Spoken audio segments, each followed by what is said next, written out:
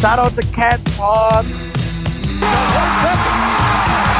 A good defensive play for Montana State. Touchdown, Tommy Milan is electrifying. Welcome to the Cats Pod. What's up, Podcats? We're back at it again. Ben Christian's here with the... I have nothing to say right now. I can't believe I'm blanking on this. With the hyper creative Eric Lauver. You know? That's better than nothing. I thought you were just gonna skip the introduction there for a second. I'll spend like all week thinking of different adjectives And then forget them right when we start. Right, I hit the record button and I'm like, and here we go. Yeah, let's go. Here we go.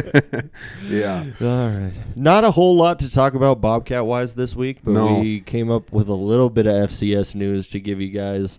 And then we're probably going to talk a little bit of UFC and a little bit of college basketball since that's what's going on right now for us. We are in the dead zone for Montana State football. I mean, it's just it's quiet. Let's be honest. We're in the Barrens right now. It's not a great place to be. I'm not looking forward to it. I haven't been looking forward to it for months. This is not the situation I want to be in right now.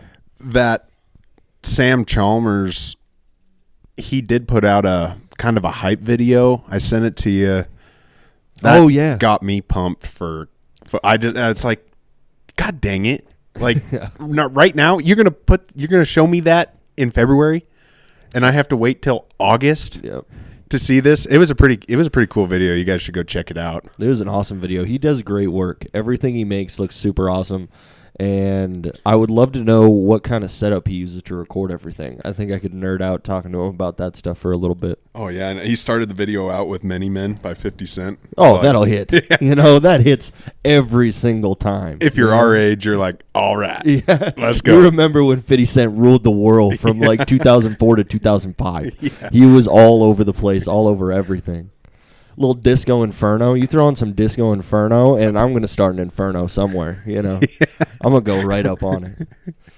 Yeah. So we did get to record tonight, luckily. By the skin of our teeth. By the skin of our teeth, yeah. I spent all day today, or most of the day today, at the 10C district tournament. There was one exciting game all day. The Valier Panthers didn't fare too well. I mean, we played a really hard first half, but that Hart Butte team just got the best of us ultimately. Hart Butte is always good at basketball. There's no doubt about it. No. So what was the exciting game? The exciting game, we watched Power and Sims right after our game. And Power and Sims were extremely evenly matched, and it just led to kind of a second-half dogfight. Sims went out to an early lead, and then Power just has these kids that are never out of a game. Oh, that's good. Every single time. They are fighters for sure, and they are never out of a game, and the entire time I was like, they're going to come back, and they're going to make this thing interesting. It went down to the wire. Power couldn't pull it out, but they fought hard for sure. They always got to have one of those good ones mixed in. Mm-hmm. Who's the strength of the conference? It's Cascade. Cascade hasn't lost a game all year. They've got size. They've got shooting. They've got some guys with some speed. They definitely are looking like the conference champions right now, but it's really hard to tell because at the district tournament anything can happen. Yeah. You know, it's really everybody's 0-0, you know, all the cliches, all the coaching cliches that I've been spinning to people all day long, and I'm pretty sure all my players are just sick of listening to me talk at this point. But yeah, they are a powerhouse as far as the 10C is concerned, and I hope to see them do well, like in divisionals and as they go forward as well. So who's favored in the state altogether? I couldn't even tell you. Probably just the classic ones. You know? Just your usuals. I mean, Luster Christian has been kind of a big deal the last couple years, and I think they've been pretty high in the rankings. You always have like Manhattan Christian. Manhattan Christian's going to be up there with them. The private schools. I haven't heard much out of R. Lee this year. I don't know if they are going to be up there with them. Box Elder for the North is going to be a very tough team to beat. Box Elder has some very good players that they were all sophomores last year. So the majority of their scoring are juniors this year, and they look like they're actually putting it together. So they could be a really good team going down. Well, lots of excitement yet to come in the basketball tournament. Where's the next round? The next round, divisionals, is in Great Falls. It's always at the Four Seasons. Was this one in Conrad or Shelby? Ours is in Shelby. Yeah. Yeah. I know B is going on right now in Conrad. Yeah. And I think that's a really exciting tournament to watch. Anybody who can catch that 1B tournament, there's going to be a lot of great games because everybody in the top of that league, Shelby, Cutbank, all those teams have won and lost games to each other all year long. Yeah. So there's going to be some killer matchups coming up here soon. Yeah. Yeah, it'll be a lot of fun to see who makes it out of the district around here. Mm-hmm. I know we have one of the guys that I work with. His daughter is a starter for Conrad, so rooting for Conrad. And the Panthers also are combined for girls with True. Conrad. True. So we do have one girl playing on that Conrad team, and we hope she does well too. Yeah, Yeah, definitely cheering for those guys a lot. I think we can jump into some FCS news. I was really struggling for content, so I found an FCS top 5 teams to watch out for this year. And as I was going through, it's got Robert Morris on the list, North Alabama, Illinois State, Tennessee State, a lot of teams we don't see a whole lot of or care about in any way, shape, or form. They're not, they might be something to watch out for, but we don't need to worry. Yeah, we're not watching out for them, But the one thing that was interesting about it was Portland State came in number 3 on this list, and I had not heard anything about Portland State's recruiting class, but apparently they got quite a doozy going on over there. I mean, Portland State was in the lower tier of the Big Sky Conference, but they weren't a terrible. There was playmakers, Yep. Chachere, Yeah, and don't even ask me to name off that wide receiver running back that they had. I can't remember his name to save my life, but he was actually pretty feisty on the ground and everything. So, I mean, I guess I could kind of see a good recruiting class boosting them a little bit. I don't know if it's enough to say, oh, you got to watch out for these guys, but I mean, I think they still got some building to do, but it is interesting that they made a top 5 list of something. Yeah, I think it's going to make it to where it just adds a little bit of juice to that game when we do play Portland State. Like, it's going to be something that we can at least talk about a little bit. Yeah. Because they were, like you said, they were a good offensive team. They had some offensive firepower. I felt like they really, if they could start to fill in their defense, they might turn into a more formidable team. Yeah, I mean, I don't pay enough attention to them to even know, like, it. I don't think Dante Chachere was a senior, was he? I don't know. Yeah, I don't know. I think he was, because I know they picked up 3 quarterbacks in this list. Oh, so he must have graduated. But even if he didn't, you did say they picked up the Oregon Gatorade Player of the Year as a quarterback. Yep. Crew Newman got signed by Portland State. He's a 6', 178-pound quarterback, 3-star quarterback. That is pretty impressive. I just thought it was weird that he's rated number 18 in Oregon, but he won Gatorade Player of the Year. So something is not balancing out here. Yeah, I mean, I kind of wonder if maybe, kind of like the quarterback from Bozeman High. Mm-hmm. He got Gatorade Player of the Year for Montana, but I don't think he made at least I don't know if he signed. He definitely didn't sign with the Cats or Grizzlies or anything like that. So could be a great high school quarterback, but they're not sure how his game is going to translate to the next level. And he is, I mean, slightly undersized.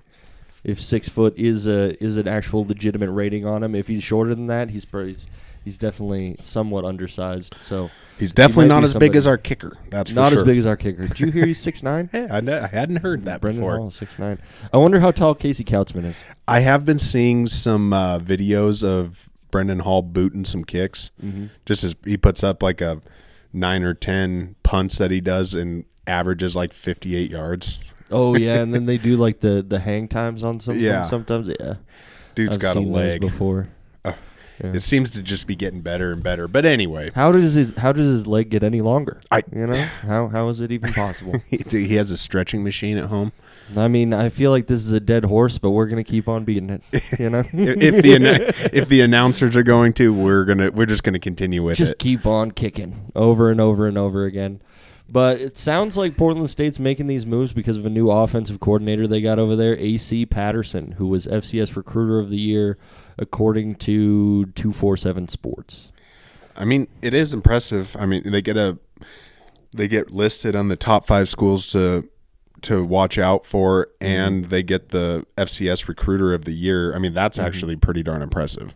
Yeah, it is something. I mean, at he's least going minimally. He's going up against, teams like NDSU, SDSU, Montana State, University of Montana, the big ones, and he still somehow out recruited us.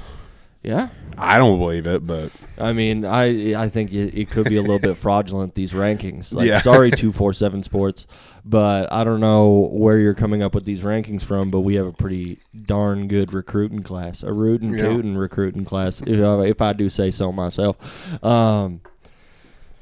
But yeah, it's I don't know. We'll see. I guess we'll see. I do think it would be fun if Portland State got a little bit better, especially when you consider kind of how top heavy the Big Sky was.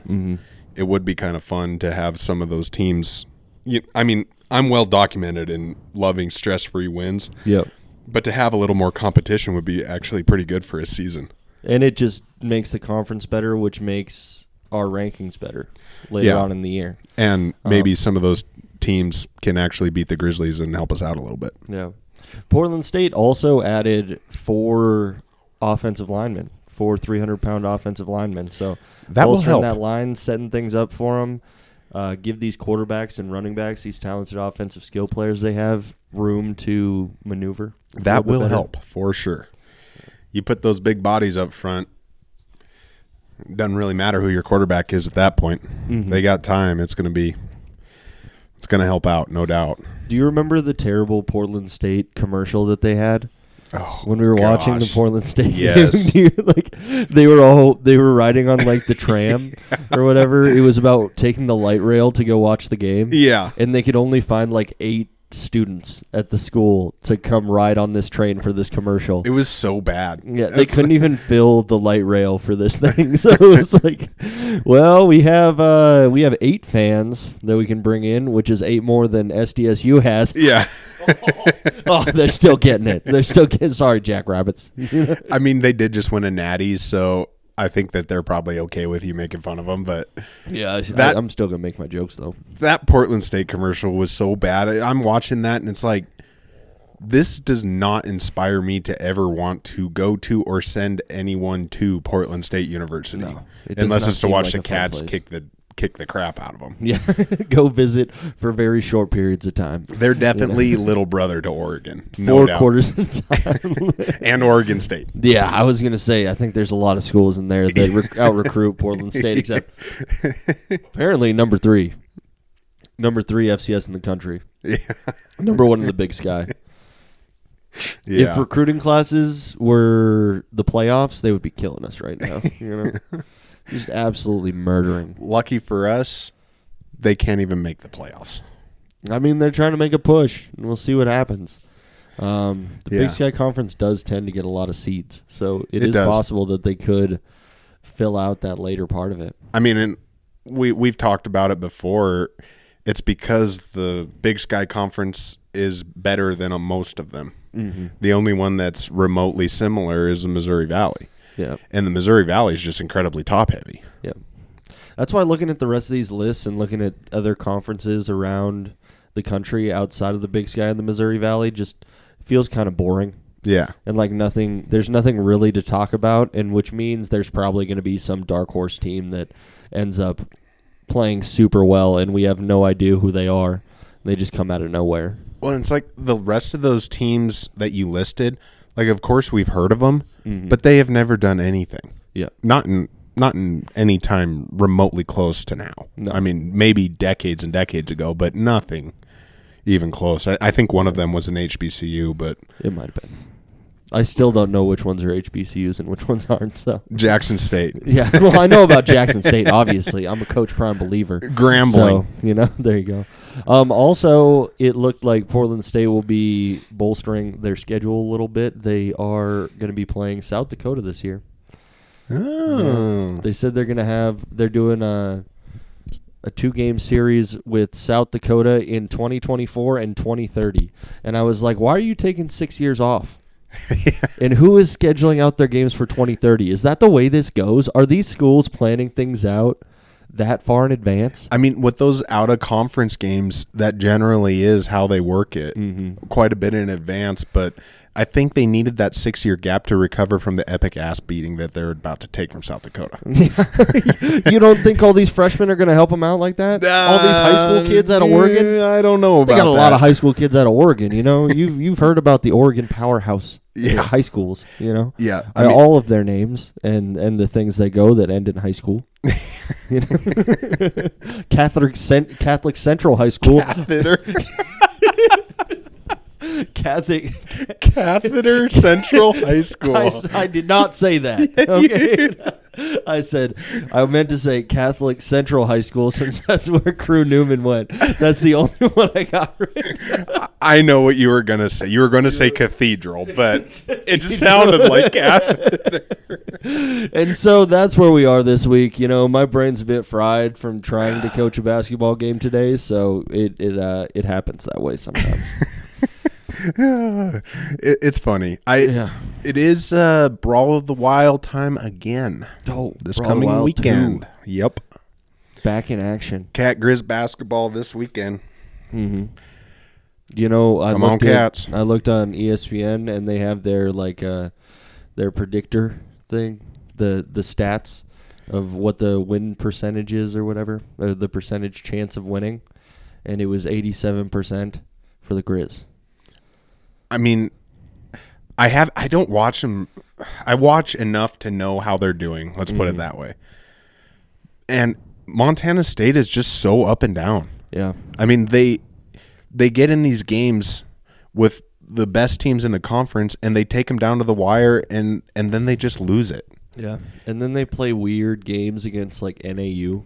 Yeah. That really shouldn't. Those are schools they should probably be beating. Yeah. On a regular basis, and they're just struggling there. I think it's just a new team, new coach. Yeah. It's going to take. It's no judgment. It's going to take a while to get together. Yeah, and they still have Robert Ford is a total stud, and that his name Gerke, I think. Yep. I don't know how you pronounce it exactly, but Grecki.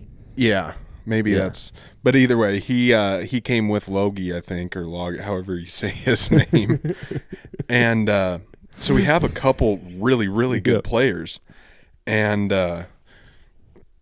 I don't know. It's tough to watch the basketball team just because it's so up and down. And I would understand that ESPN gives an 87% chance to the Grizzlies because the Grizzlies do win the games they're supposed to. Mm-hmm. They're not super powerhouses by any means. I mean they lose games too, and they've had more consistency. Yeah, more consistency from last year to this year. I'm just not sure. I don't know. We'll see how it goes. Yep. Hopefully, I mean the Cats lost the first time. Cat men lost the first time, so hopefully they can avenge that one, and the Cat women just keep on rolling. Oh yeah, that would be great to see. Yeah. I think for a little bit of brighter news, we should talk about your Iowa State Cyclones. Yeah, man, it's looking pretty good. Mm-hmm. They have a really really good team. They're not incredible by any means, but it's just a lot of really good players.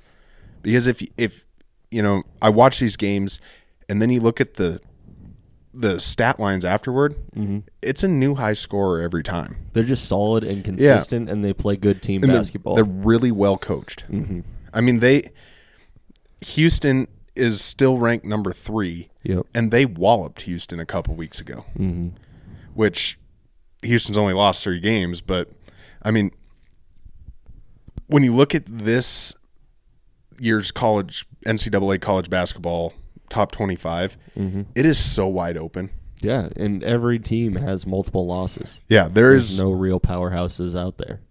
There is so much parity and in college basketball right now that it actually makes me believe a little bit that Iowa State could have a bit of a run. It's pretty fun to watch because the last time they really, I mean, they've had good years, no doubt. They've had really good players. Oh yeah. I mean, they have multiple guys in the NBA right now, but the last time I can remember them being this solid all the way across the board was when I was at school there, and they went to, I think they played UConn. Yeah, they played UConn. Oh, okay. And UConn, they ended up losing, but that's when George Niang broke his foot, and they almost took out UConn in that game. I think it was a Sweet 16, and UConn went on to win the whole thing. You know, as a major hater, what I really enjoy seeing is the fact that St. Mary's is ranked 18th, and you don't see a certain team from Spokane, Washington on this list whatsoever. It is a down year for Gonzaga, no doubt. I have been a well-known Gonzaga hater for a very long time, and nothing is making me happier in this moment. You know, I know Gonzaga's ranked up there all the time, and they've made it a long way through the tournament a couple different times. Yep. But you got to start to wonder, when does Mark Few's leash run out? I don't know. He can't finish at all. Yeah. He cannot finish. And I like Gonzaga. I mean, it's one of the closest teams to us. Legit basketball teams. Yeah. But number one, they don't play anybody, hardly. Yeah. I mean, they might have a go few. watch some conference games that they play. They're not interesting at all. I mean, is St. Mary's the best team they're going to play all season sometimes? Yeah. Every year. Yeah. And except for their non-conference schedule at the very beginning of the year. Yeah. Where if you pick up a couple losses at the beginning of the year, it really doesn't matter that much when you get to the Selection Sunday. But, I mean, when you look at the top, just the top 10, you have UConn, Purdue, Houston, Marquette, Arizona, Kansas, North Carolina, Tennessee, Duke, Iowa State. Now, when you look at that list, Kansas is not very good. No, they've dropped a ton of games. They just lost to Iowa State. Yeah. Honestly, I have the most faith in probably Marquette and UConn, and it's because of the coaching. Yeah. They have legit coaches with winning pedigrees. That's where it's always going to come from. I don't believe in Purdue whatsoever. I don't know why. I don't know why I hate Zach Edey, but I really don't enjoy watching him play basketball. I don't get it. I mean, Purdue is good year in and year out, but I shouldn't say year in and year out, but they've been good for the last few years.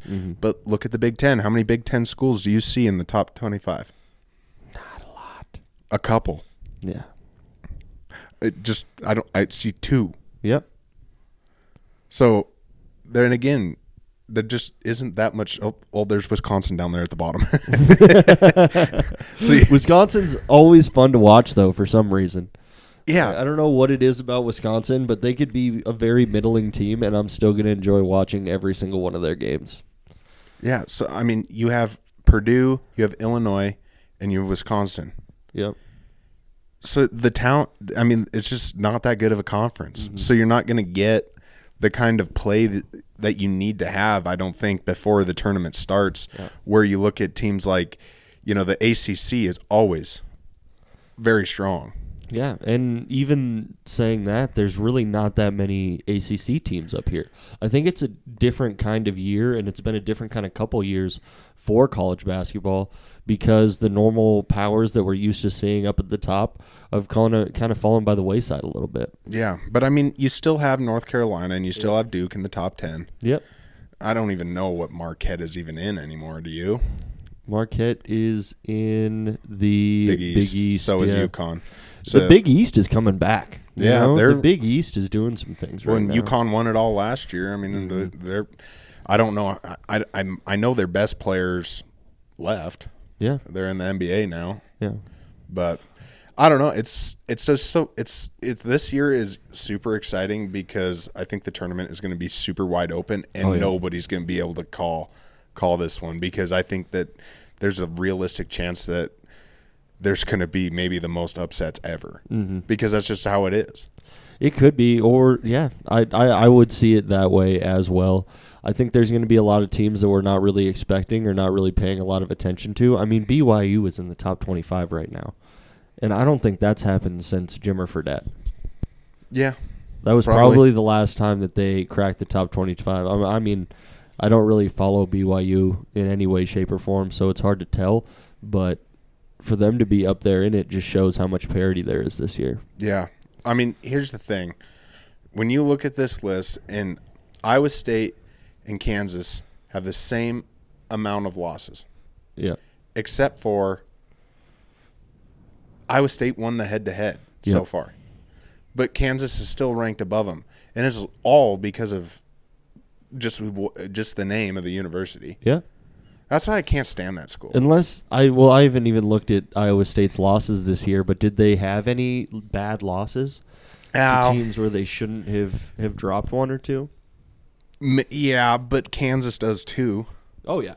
They've lost to 5 games. They've lost 5 games. Yeah. And they just lost to Kansas State. So Kansas State was a bad loss.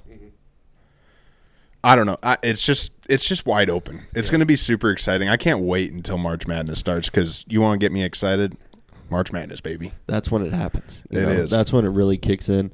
And it's terrible to, like, we just talked about college basketball for like 15 minutes, and now I'm going to say I really don't watch that much college basketball until March Madness because it makes it more fun for me.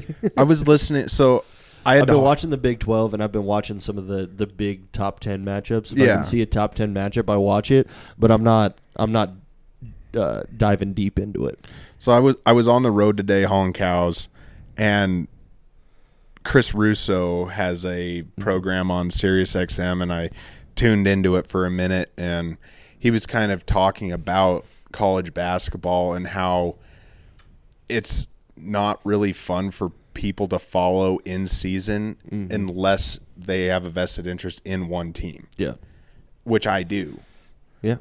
But most people don't, especially around here. Yeah. I mean, most people are Cats or Grizzlies, not really a school with a basketball or like a major basketball team or a Power 5 basketball team or whatever. It's like I'm a Louisville fan, and they are still not very fun to watch this year at all.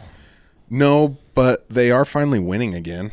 Yeah, they've won a few games. I think they're sitting at about 500 right now. It's better than before. Yeah, it is better than last year, and old legacy coach is gonna hopefully take us to the promised land at some point. But it's hard to recover from everything with Rick Pitino and all the sanctions and everything that went on. It's hard to bounce back from that stuff. It is. It really. I mean, look how long it took Sam. Or was it Sam? Not Sam Houston. Oh gosh, SMU to recover. Yeah. They still haven't really recovered. I mean, no, they usually do pretty well in their conference. But yeah, I mean, it's tough. It just when those kind of things happen, it just takes a while. Mm-hmm. But be ready for a super fun tournament because I think this one's going to be one for the ages. I know people like to, the powerhouse team that can run through a conference, but I like it when it's wide open. Yeah. You want to know what I really want to do one time in my life? Is I want to go to Vegas for the first week of March Madness. Oh, man. And I don't even want to place that many bets. Like, I'll probably place a few here and there. But I hear if you just sit in the sports books during the round of 64, you will see people, you get to watch people just win and lose life savings. I can imagine, dude. You got a dude over here winning $1 million and then a dude to his left, like one person over, who just lost his house. It just sounds like electric reality TV in real time. I can only imagine. Plus, I mean, when you get through those first 64 games, it is a ride. Mm-hmm. I mean, there's a lot of them that are not very good. No. But for the most part, it's pretty crazy. The best part is it doesn't even matter if the games are good. No. Because you have 4 other games going on, and one of them is going to be good. Right. Yeah. If you have 2 blowouts, you have 2 close games. Yeah, you can just switch if you want to. But, or you just have all the screens up if you're me. Yeah. Speaking of taking trips, tonight I got an email from Zinn. Okay. I'm a big Zinn guy. I think we're both big Zinn guys. Yeah. And it was the last day to submit an entry for the Zinn Getaway. Oh. So you submit your entry based off of, they basically they ask you. It's a 3-step process. They show you the trips, and they're all. I think there was 6 of them or 5 of them or something like that, and they're all valued at $10,000. I think. One was to the Grand Canyon. One was to Montana, ironically, which sounds really appealing. Yeah. I wonder where it sends you in Montana. Did it just say Montana? It said a Dude Ranch. And I'm like, Dude Ranch. Let's go. Let's go. Yellowstone. That's exactly what I want to do is take a break from ranching to go to a ranch. Yeah. But so they had that, and then they had like a Miami thing, an Alaska deal, New Orleans, and I think there was one other one, but so you picked the one that you thought was the coolest, and then what you did next was write basically like a story about yourself and why a getaway would be ideal for you. Oh man, I wrote a good one. Do you have a copy of this story? I should have saved it. You didn't save it? I did not. Okay, later on, you got to go through your email and see if they send you a copy of it or something, because you're reading that story next week. Well, you're reading that story out to us next week. I basically just wrote how I would never leave the ranch hardly, and like kind of some stuff about the ranch and yeah, I mean it was just 700. That you're an illustrious podcaster. I did not, but they did. Oh. They did say that. They would if they chose you to do it, they would send a camera crew out to video your daily life, and it's like, well, bring it on. There you go. send the Zen crew out to Holden Herefords, and we'll do a little video. But man, that would be so cool if they emailed me back and said, hey, you're going to the Grand Canyon. Yeah. Hell yeah. Going to the Grand Canyon. That's the one you picked? Yeah, it is. Out of everything, you were like, I want to go see a big hole. Well, in my defense, I have been to Arizona, but I've never seen the Grand Canyon. As far as like the other ones, Alaska,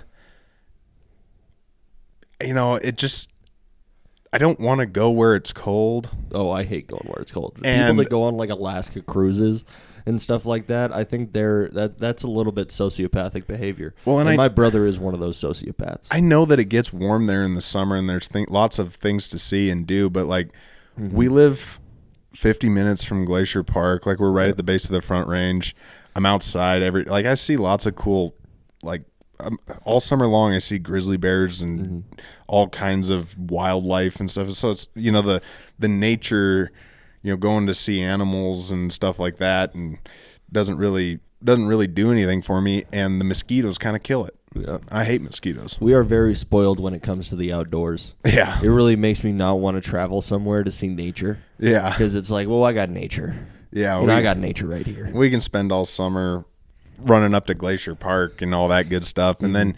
Like New Orleans probably would have been my second choice. Oh, New Orleans would be cool. It would. I thought I kind of wanted to do that, but man, travel from here to New Orleans, that'd take forever. Same with Miami. It's just such a long trip that it's. Yeah. I know I've been to Arizona. I know how I can get there pretty fast. So it's like the Great Grand Canyon seems like something cool to do. So I'm hoping. All right, go see a big hole.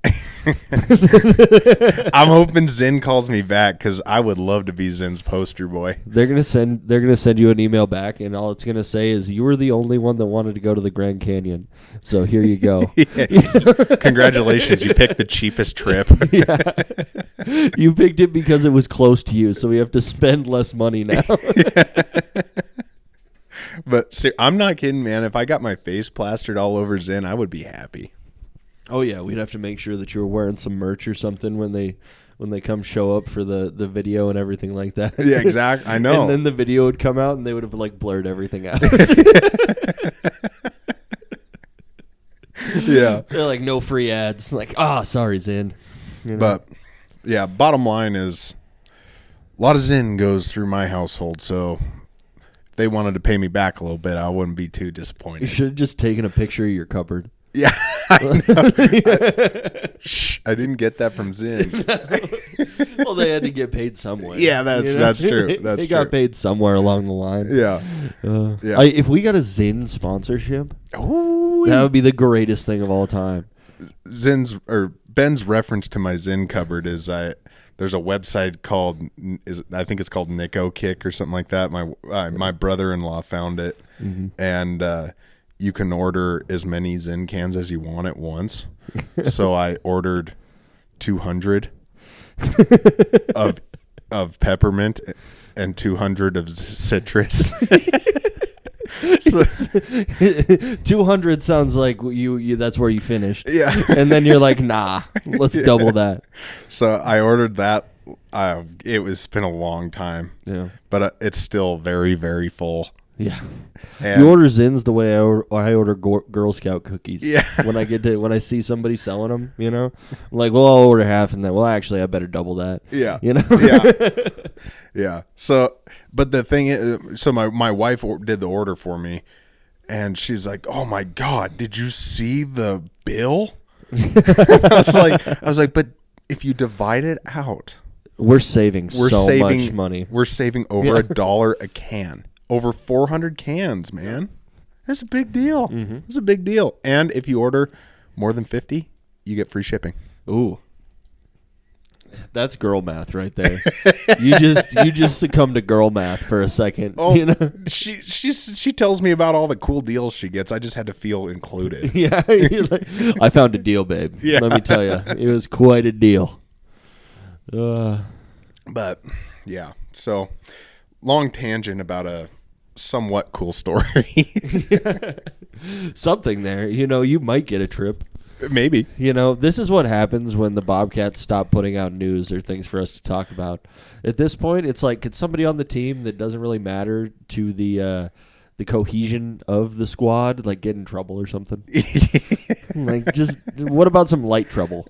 Yeah. Can somebody get lightly canceled so we can talk about them? Yeah. Just say something bad. Yeah. Just say something kind of bad. Not even that bad, but just like kind of bad. Yeah. Give us some content. Come on, Bobcats. Give us some content. And if you say something kind of bad, chances are I'll probably support you. So yeah, I'll probably just laugh.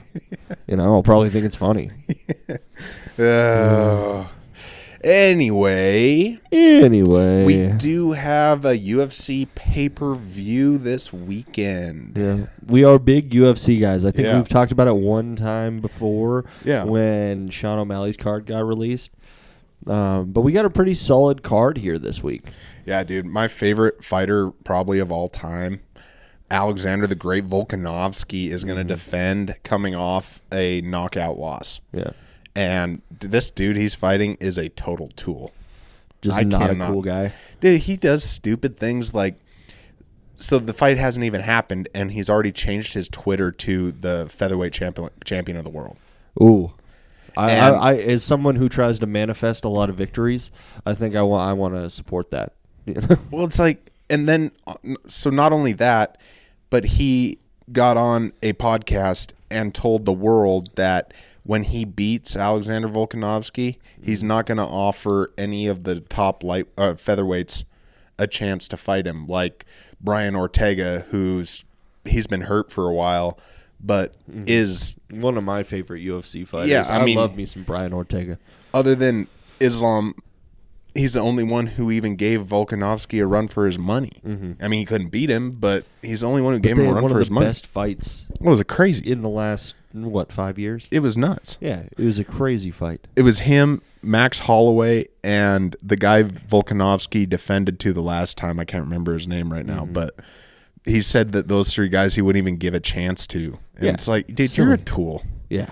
Like you had. Why are you even going for this then? Like he's legit. Like he's a good fighter and everything, but acting like that before you've even won. Yeah. Like you want to be cocky, go out and beat him. Don't act cocky before you beat him. He's going to talk the talk. You better walk the walk. And the UFC octagon is where all of that stuff gets exposed. Yeah. Yeah. We've seen so many people get exposed, and people I love get exposed. Well, and we talk a lot of trash about sports books, right? Well, specifically Montana Sports Bet. Yeah. But that Alexander Volkanovski is very close to being the underdog in that fight. I mean, even right now, that's like when you set up Patrick Mahomes as an underdog. If you set Alexander Volkanovski as an underdog, I'm gonna be all over that. Yeah, I mean, honestly, I can't ever imagine Volkanovski being an underdog unless he's moving up a weight class or something. Yeah. But yeah, they would actually think that there's a puncher's chance in him losing. But I mean, I have a really hard time believing it, to be totally honest with you. We'll see. I have a hard time believing it just because Alexander Volkanovski's walk-up music is so great. You know, whenever I hear "I come from the land down under," I'm just ready. You know. Yeah, absolutely. No, it's going to be a really good fight. I'm still trying to decide if I'm going to buy it because it is $70, but yeah, it's always a tough move to make, and we're probably going to be pretty busy that night. Yeah, it happens to be my kid's birthday. Yeah, we got a kid's birthday, and well, luckily, the third and fourth place game that we're going to win our way back into is pretty early on. The guys' games in the 10C are super early this year. The girls got the prime time slotting, so I'll be available, you know, after we take third place and go to divisionals for the first time in 20 years in Valera Panthers history. Because I'm Ilya Taporia, and I'm trying to manifest this. Actually, right now I'm going to go change my Instagram bio to third place in the 10C, coach.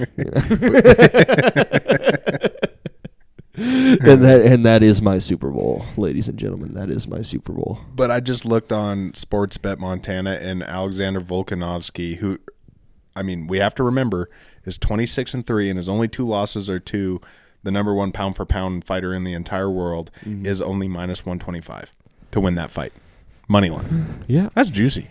Yeah. You can almost double your money if he wins it. Mm-hmm. Almost. And I expect the line to change still a little bit. Maybe, possibly. Mm-hmm. But that's one of those ones that it's hard to hit the line. I guess you can claim better odds later on. Yeah. So if you bet it now and the line gets better, you can change the odds that way. So yeah. It would probably still be a good time to bet that. There's some heavy hitters on the rest of this card. Robert Whitaker versus Paulo Costa.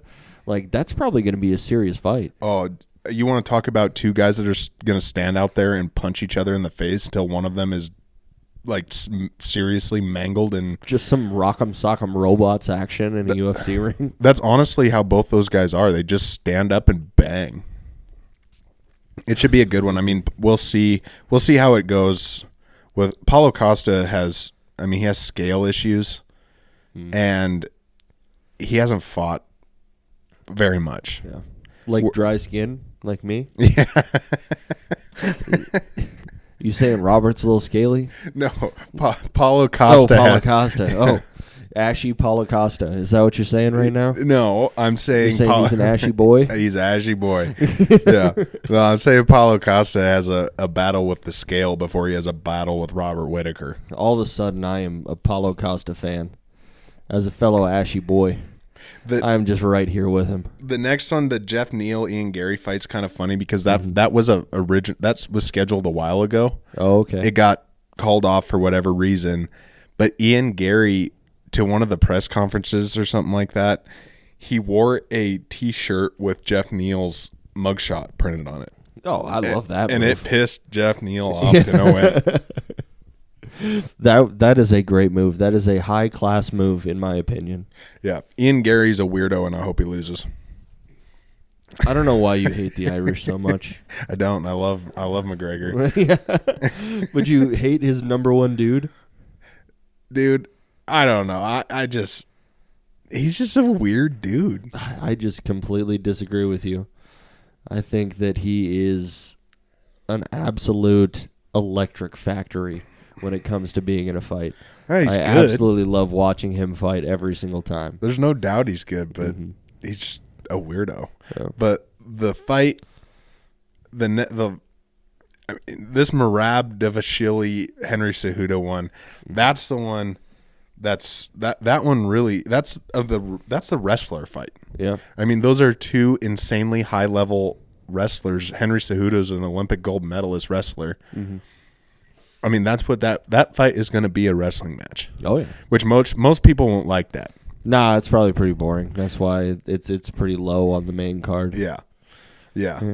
Other than that, I don't really know anyone else on it, but it should be a pretty good one. Yeah, it could be pretty entertaining. We might be able to watch it, maybe not. Who knows? Yeah. Definitely going to watch the replays. We're Know that for definitely sure. we're definitely not going to consume adult beverages at a 4-year-old's birthday party. Not at all. We would None. never do something like that. That Never. would be entirely too irresponsible. That's not something that we're into doing. Since we started this topic and it looks like we have a few minutes here. Okay.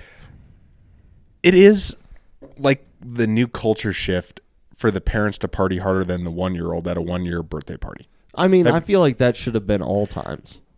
I mean, maybe it's just because I don't really have a ton of friends who have kids like before I had a kid. Yep.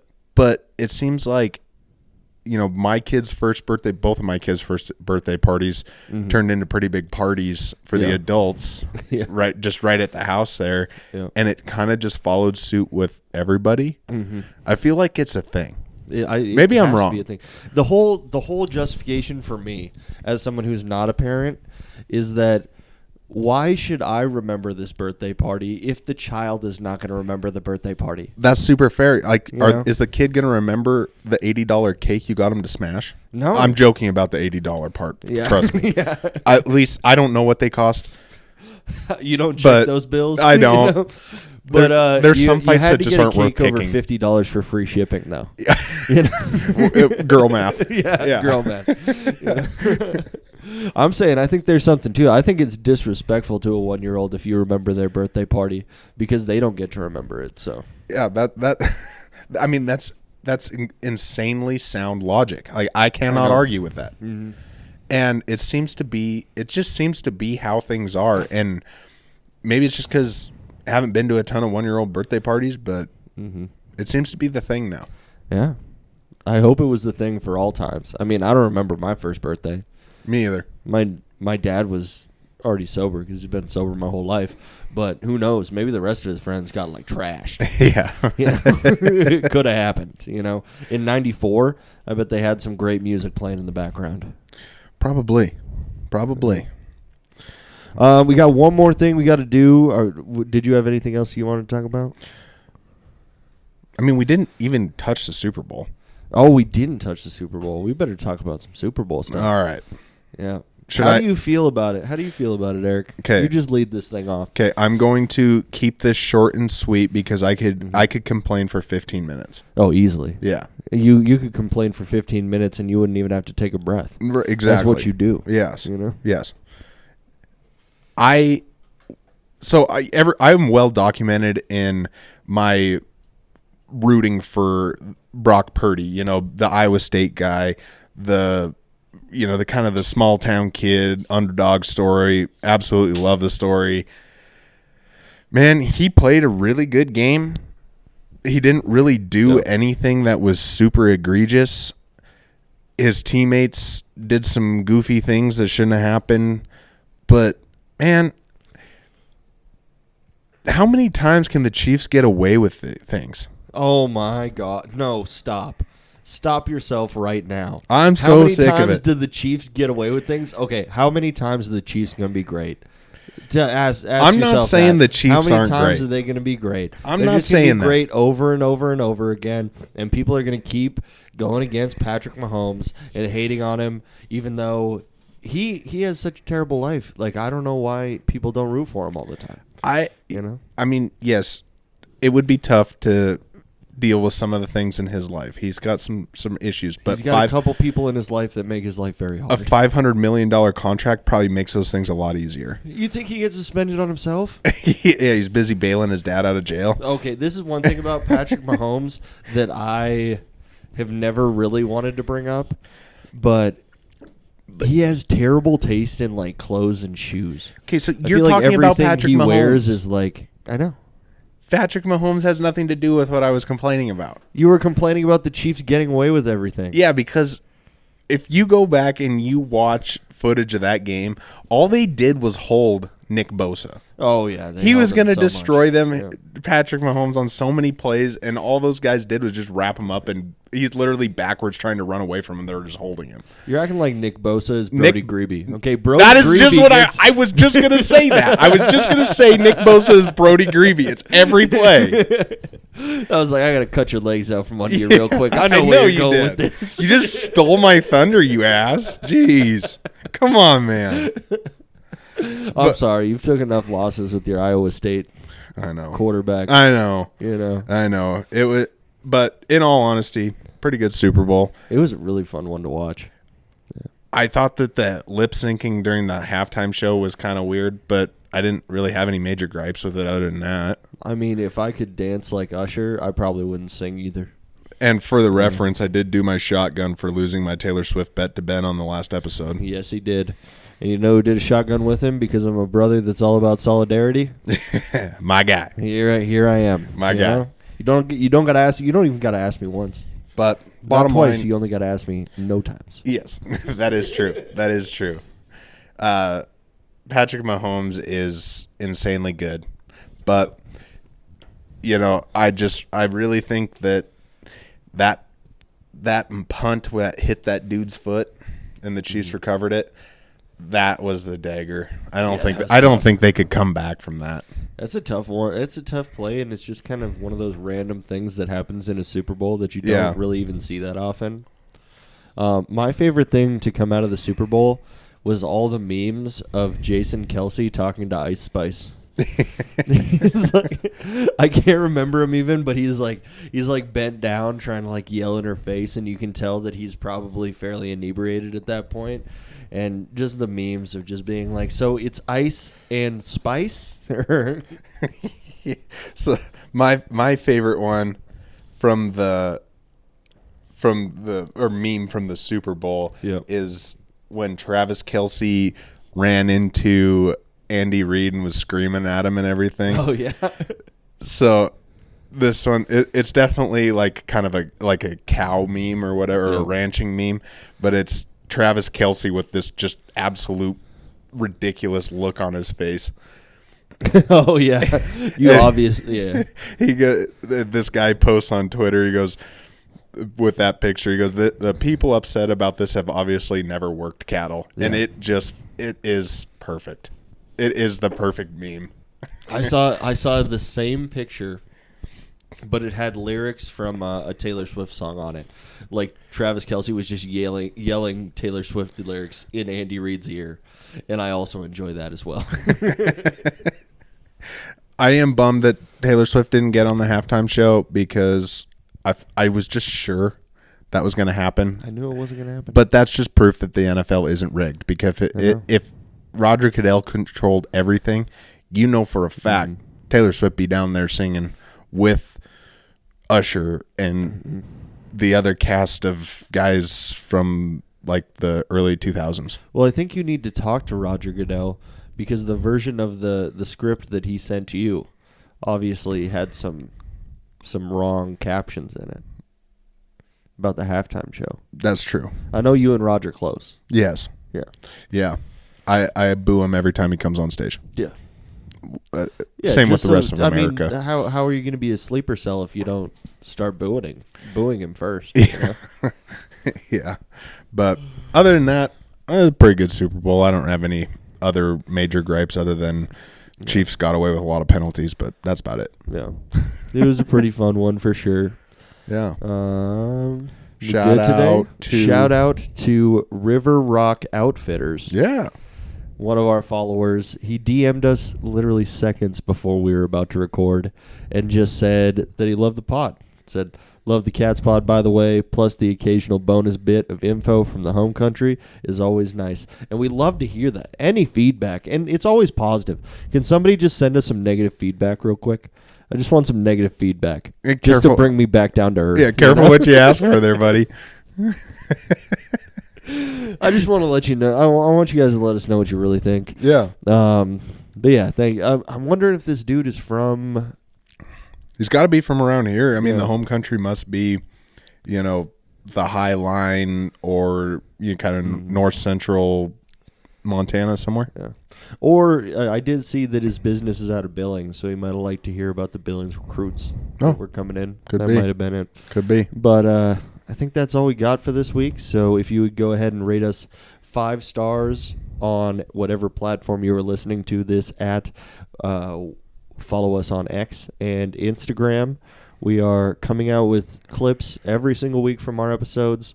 Just trying to add a little bit of bonus content every once in a while. Yeah. I think we're going to be adding video soon Yeah. to the podcast here in the next few weeks. We figured out an effective way to do that. So we will, you guys, we're going to do a quick face reveal, you know. You guys will actually get to know what we look like. Yeah. Eventually. We're going to get to it. Yeah. We promise. Yeah. At some point. As soon as I can get Ben on the back of one of our bulls. Yeah.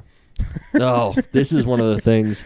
Has anybody ever had where you make a joke enough times and then it becomes a real thing that you have to do? That's going to be me when I have to get on the back of a bull. I've got one of our big herd bulls.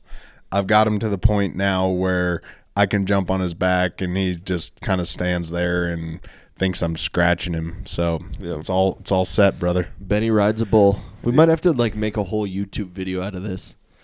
I feel like we should do that. You should take a video of me interviewing me about how nervous I am about to get on a bull and something like that. You know. I will say it might be fairly anticlimactic just because the bull is literally just going to stand there. But just imagine if it goes poorly. How great a video it's going to be. It would be really funny. You know? I think the best case scenario, though, for me is if I just try to get on the bull and I accidentally slip off the side. What would be I just fall off into the mud. I think that the would really be the most funny fun. part is that if that happened to you, Yeah. you would be worse at riding bulls than my 3-year-old son. I know. Because he rides that bull all over the place. You never saw the first time I rode a mechanical bull. Yeah, That's exactly true. what happened. I don't think I want to see that. It is not great. All right. We'll see you guys next week. Hope you enjoyed the show. Smooth exits are what we are all about here. Yeah. You know, hope you guys enjoyed the show this week. We will be back to you next Wednesday talking about something Bobcat related, hopefully. Yeah. You know, if there is any news. If not, you get to listen to us ramble about a bunch of random stuff for a whole hour, you know? We will get to talk about Cat Grizz, though. So Cat Grizz got that. 2.0. And with that, adios. See you guys.